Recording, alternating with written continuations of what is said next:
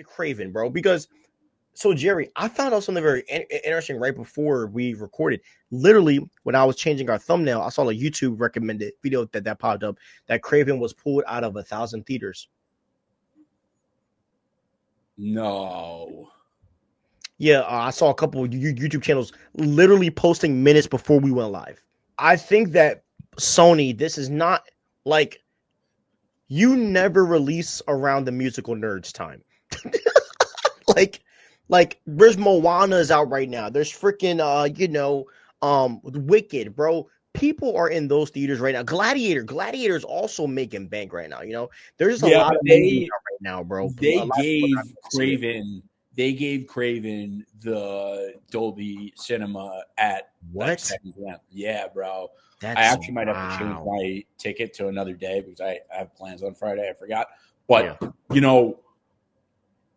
Put it this way. For those of you who maybe haven't been watching the show, Gladiator, when it came out, if a movie's in Dolby, I'm seeing it in Dolby, period. And I wanted to see Gladiator.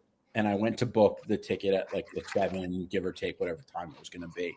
And they didn't have the 7. It was either 3:15 or 10:45. And I was like, I'm not seeing the movie during the day. I'm not going at night. I'm going to wait till it comes on at home. It was because of Wicked. And by the way, I was just reading something how all the video game labels, they're all waiting. A lot of them are waiting to find out when Grand Theft Auto 6 is releasing because they don't even want to release in the same quarter. And I'm really hoping that on Thursday, it's the Video Game Awards.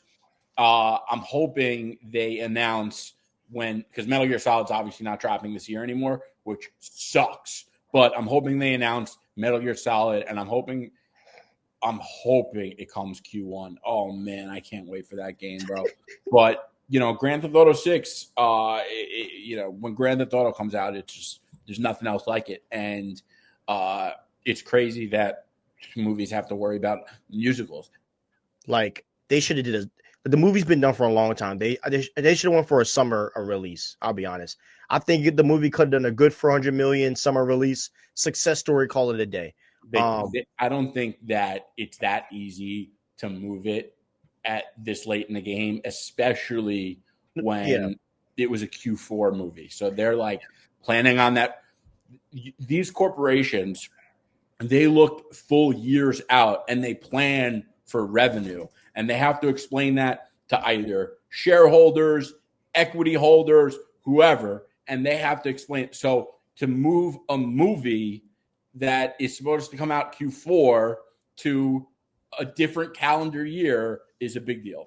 Well, so I was saying this summer, like this past, like this summer, okay. yeah, because remember, Kraven got moved again. Yeah, you know what I mean? So and like change the marketing plan. To be honest, bro, like you should have canceled Madam Web and put Kraven in that slot. You know what I mean? Like that's what I'm thinking. Like it's not going to do well. 1,000 theaters less. I mean, think about how many dollars that is. That's yeah, bro. It's bad. It's really bad that it got put out. But with expectations for Kraven, our expectations, as we said the past few like months, we just want a fun action movie. Yeah. And I want to read what the director said, Jerry, and I feel like a douche reading this because now I hear this. Kraven the Hunter director J.C. Chandler says that if the film is successful, he would like to conclude Kraven's story with the adaptation of Kraven's Last Hunt. Well, bro, that ain't happening. Yeah, I would love to see that, but it's not happening. Yeah, I feel like that's such a...